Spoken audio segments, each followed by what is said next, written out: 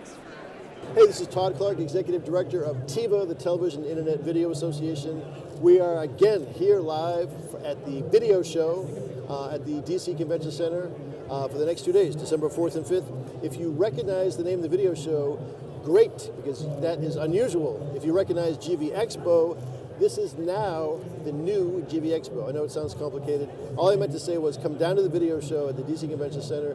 There are a wonderful array of production partners in the industry, meaning lighting, switchers, editing, anything that you use to get into production, post-production, you find here. And top of that are wonderful sessions that are going on throughout the day. But today we're interviewing folks of interest here at the TIVA video show streaming booth. And I have before me Bill Coughlin, who is TIVA's president. Yes, I am. And we actually know each other pretty well. But you have some interesting things to talk about. You're wearing, as I do, many, many hats. Right. So let's begin with just the first, which is why is it important for people to come find TIVA at the video show this year? Well, fundamentally, and it's interesting that we are at the video show as opposed to GV Expo. Now, TIVA's always had a presence at GV Expo where we offer discounted membership rates and stuff like this, which is for membership renewals or new memberships. That's sort of been a tradition that's gone on. But the video show this year is focused on a much broader audience, not just government video. So it's much more helpful for I think it's a better fit for us, honestly. I also love it as an independent filmmaker. That's how I first got involved in TIVA, is through independent film and the Peer Awards. And so I'm actually presenting tomorrow at a panel, one of the panels that TIVA's co-hosting on independent film and finding resources in organizations like TIVA, Women in Film and Video, Docs in Progress, that can help independent filmmakers get up to speed. This year, TIVA has 3 panels that we're basically putting together. 2 we're putting together, we're basically hosting on streaming, which are going to be this afternoon at 3 o'clock and 4 o'clock. 3:15, 4:15. Yep. They start 15 minutes after the hour. Mine's tomorrow at 2:15 to 3. But just the amount of contribution that we're able to make to the panel discussions, I think it's unprecedented. This is just fantastic. The live streaming panel that we're able to do with these interviews that we're doing, interviewing a lot of the people who are really the movers and shakers at the video show, people who really have really interesting stories to tell, is just fantastic. And this is also just a great opportunity to come down. You can get a floor pass and come here and just take a look at all the exhibits. There's a phenomenal amount of stuff here to see. So really an opportunity you don't want to pass up, and it's a great chance to just catch up with your colleagues at TIVA, find out more about the organization, what we do, how we can benefit people, hopefully some of which I'll be talking about tomorrow. Exactly. So is there any advantage to becoming a member of TIVA at the video show? The discount's obviously the big one. I happen to know we have a discount. We do have discounts. Talk a little bit about that. Yeah, so it's a good deal. It's a good deal. So basically, any new members, people are coming in cold. We're brand new to the organization. It's 50% off. So basically, our normal 120 annual membership rates down to $60. It's a fantastic deal. It's a great way to introduce people to the organization. But even renewing members, people are coming back. It's still 25% off. So it's still 25% off of that. So it's a fantastic deal. And that same discount rate for our sponsors and stuff as well are coming down. So guild sponsorships and stuff like this. If they're doing renewing at the expo, it's not the same dollar amount off, but yeah, significant discounts there. That's fantastic. It's also a great chance to sort of catch up on why it's important to become a member of TIVA, a sponsor of TIVA, with the impact that we're really having. I've had all kinds of people coming up from out of the area, all over the country, saying, "What do you do?" Like a filmmaker or a production guy from Ohio coming saying, "I don't really have anything like this, but wow, this is really fascinating what you're doing. The various programs you're doing. We're doing streaming a lot of our content now. We're recording a lot of our panels and discussions, making those available for members." So the video show is a great chance to sort of come up and, in a nutshell, because I'm out there doing the elevator pitch, what is it about TIVA that really attracts you to the organization? What makes you want to stay a member of the organization? Why should I renew? Why should I join? Exactly. So one of the things I think that we've been working on together is to embrace this wonderful reputation we have in being of service to our members. So in essence, it's kind of saying we have a strong foundation to stand on, but we're also trying to embrace the reality that we're in a new digital age and everything you're talking about. Yeah. So talk a little bit about it, and you and I worked on this together, the new digital newsletter. So we have a newsletter that's in place, and members can find that, but I guess it would be curious for me to hear from your perspective the impact you're feeling just from having released it a couple of days ago. I mean, how did it feel to release online? It was bizarre. It was strange. And again, there's benefit to print material. And I used to run a print shop, so basically I understand what the real benefits of print are. Run a materials management group. So print is not dead to the imagination. It's not pretend it is. But the advantage of a digital newsletter, you can reach a lot more people a lot more easily. I can use that as marketing materials electronically. So well, on the one hand, it's nice to have a physical printed piece, and that's not going away. But it's helpful for me to reach out and go, hey, have you checked out this newsletter? Here's an article I want to do. It helps keep our presence online much more visible.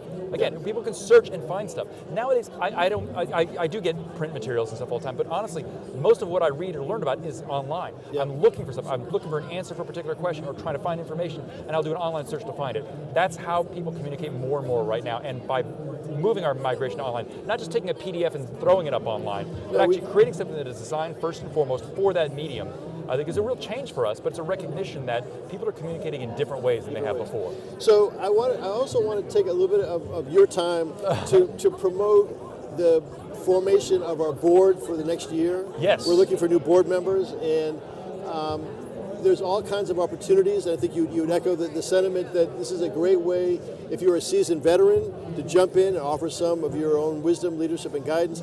If you're a newbie just getting started, it's a great way to establish. But talk about, we've got all kinds of, I don't know, I'm reluctant to call them positions, but areas of diving in, programming, production, this digital newsletter. We need people to join the board. Right.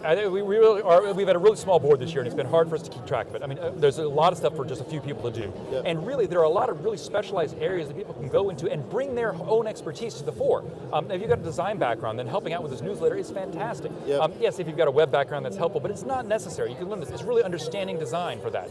Same thing with communications and reaching out to people and sort of like reaching out to people that we might not be able to get to. Having somebody just say, look, I'm really good on the phone. I just like good at calling people or emailing people or bringing a list of people together to sort of reach out to check back in with, say, oh, he used to be a TIVA member, wouldn't you like to come back to it again? Exactly. Or here's a fantastic marketing opportunity. We have some fantastic promotional partnerships with organizations around the area, everybody from WHIP, Make a Movie in a Month, the Wheaton Film Festival, all these groups that we work with, to the Virginia Production Alliance, who we're like, look, we can cross-pollinate and share ideas and have presence at each other's events. So coordinating a lot of those things are helpful. Volunteers, that's one of the big things that I think we've really fallen off of. We are a membership organization. We are dependent on volunteers to function. And having people who can reach out to volunteers to make sure that our events are staffed properly. Rachel did a fantastic job here at the video show of really corralling a whole bunch of volunteers. We got a lot of people here, and I could not appreciate more the work that they do. Serving on the board of TIVA is a fantastic way of not just giving back to the organization, but also improving your own skills, improving your own networking opportunities, and giving yourself experience that is just invaluable. And also just basically creating new friendships and relationships. So I think about all the panels that we put together for this last year. Gamification over at Minded Media. We did this podcasting at Chuck Levin's that you were a panelist on. I was a panelist at Chuck Levin's. The big yard sale that we had, the mega tech. But again, that could not have been done in times past. We try to do everything ourselves. That was the result of this cross-pollination, this working with lots of different organizations. It's those type of partnerships that I think really elevate the industry in the city as a whole, in this whole region. As I say all the time, people heard me say, like, we're all competing for jobs on a day-to-day basis, but ultimately, if we can elevate the overall level of production, the level of cooperation, the level of knowledge, we're able to bring much better productions to this region and really elevate everybody's performance. I think so. And I think anyone who's considering it, get in touch with Bill Coughlin. Yeah, you can just reach out, president at TIVA-DC.org is the easiest way to get in touch with me. Exactly. And more than happy to give you a rundown. I've had people reach out, what exactly is involved in it? We actually have an article in our newsletter about serving on the board and what's involved there. But more than happy to answer any questions about that, because it's been a fantastic and rewarding experience for me, for other people who served on the board, and I think it's just a great way to shape the course of the organization. Exactly. If you forget president at TIVA-DC, which is an easy to remember, info@TIVA-DC.org, or me, Todd Clark at TIVA-DC. Each of us will be able to answer a question that comes in. In fact, I had someone who has sent in their board candidacy forms today. Fantastic. Which was great. So there's a lot of opportunities. So we have just a few minutes left. So we're pitching TIVA, which is important because that's who we are. But tell me a little bit about your own background with Jabberwocky and some of the voice stuff you're doing, the podcasting, and what people may hear tomorrow at the panel. Right. So a couple things. As we mentioned, I just was on the podcast panel that we've recently had up at Chuck Levin's in my role as Associate Artistic Director for Jabberwocky Audio Theater. This has been I've done some voice work and voice acting in the past, but this was an opportunity for me to do writing, directing, producing a podcast. It's a terrestrial radio broadcast, but also a podcast, area I'd never really gotten into before. is hugely exciting. We're doing dramatic storytelling in the tradition of old-style radio, where we're getting the full troupe together and recording in studio as a live performance. And so just that feedback is fantastic. And I think we're able to create some entertaining stuff that is phenomenal. We're doing science fiction shows, hard-boiled crime stories. We're doing narrative stories of like fairy tales, ghost stories, and really sort of expanding what we're doing there. So I've just been so proud to be part of that group. So where do people find that? How do they? You can go to, we're streaming live on WERA, WERA.FM, Radio Arlington. And it's but also, it's out of WERA radio, but jabberaudio.com is the place to go. For Jabberwocky Audio Theater, jabberaudio.com. That's where you can catch the podcast, information, behind-the-scenes stuff, find out what our schedule is, what upcoming shows we have. And do you have room for actors who want to get involved? We do have actors. We do regular casting calls. We do most of it through Stonehenge Casting, so it's another group I'll throw a plug out for. So we do full casting calls and stuff. We do auditions. We do some in-person auditions, some remote auditions where people send in MP3s, depending on what the scope of the show we're producing is. But yeah, and we're always looking for new people to enter the troupe. Particularly if we have recurring storylines. I can't bring the same actor back to play too many different roles, or it gets a little obvious. But tomorrow for the panel, it's mostly about background as an independent filmmaker. As I said, I became involved in TIVA through independent film, through the Peer Awards originally. And so what I'll be doing, presenting tomorrow on what are the resources that are available for people, independent filmmakers coming up into this area, what resources are available. Melissa Houghton from WIF will be at Women in Film and Video, will also be on that panel discussion. And the idea is to talk not just about our organizations, but what other resources are there within this ecosystem to help independent filmmakers get their projects made. Exactly. And I could not have had my career as an independent filmmaker without the help of a lot of other people. And so that's really what I want to try to convey to other people as well, that there are resources here to help you.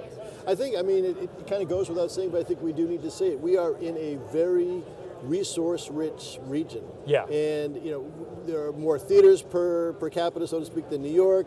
There are many still independent. You and I represent the tip of that iceberg of freelance independent producers.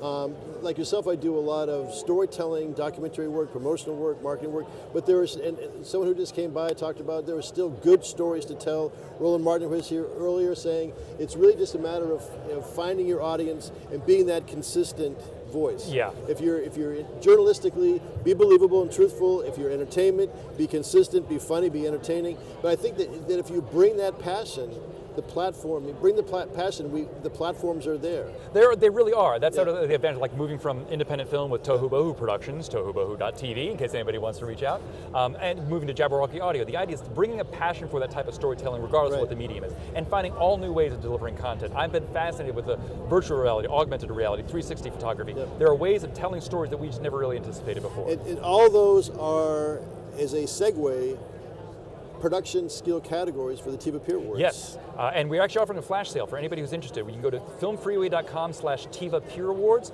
and enter. Use the discount code TIVA Video Show to get 20% off of your entry fees right now. So say that again slower, so Film Freeway. Filmfreeway.com/TIVA Peer Awards. Yep, TIVA Peer Awards is the get. Right, and you can enter production skills categories. And the password again, or the code? But the code on checkout, if you use the password, TIVA Video Show, in honor of our presence here just this week, only through Friday, TIVA Video Show at checkout, and you'll get 20% off of all of your skills and production category entries to the TIVA Peer Award. You can do that multiple times, there's no limit. So it's helpful if you check out each project individually, that way we make sure all the information's for each. And what I tell people is that if you're working on something right now and you think, I wish it was eligible, it is eligible.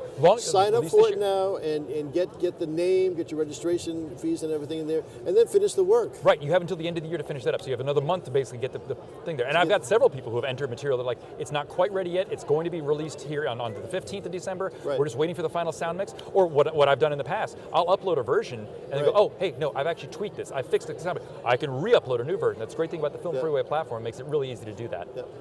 So we are here again at the video show at the GV Expo, formerly known as, meaning that you are in the right place if you came for both of those pursuits, but the video show is what you're going to find, and it really is a hallway full of producers, content providers. If you are just jumping in, you'll find folks just like yourself. If you're a seasoned vet and feel like I've been doing this forever, great, come down, share some wisdom, find some new equipment and some new approaches, and find the TIVA table at booth 300, aisle 300. And we will look forward to seeing you soon. More interviews are coming up in just a few minutes. Thanks for tuning in.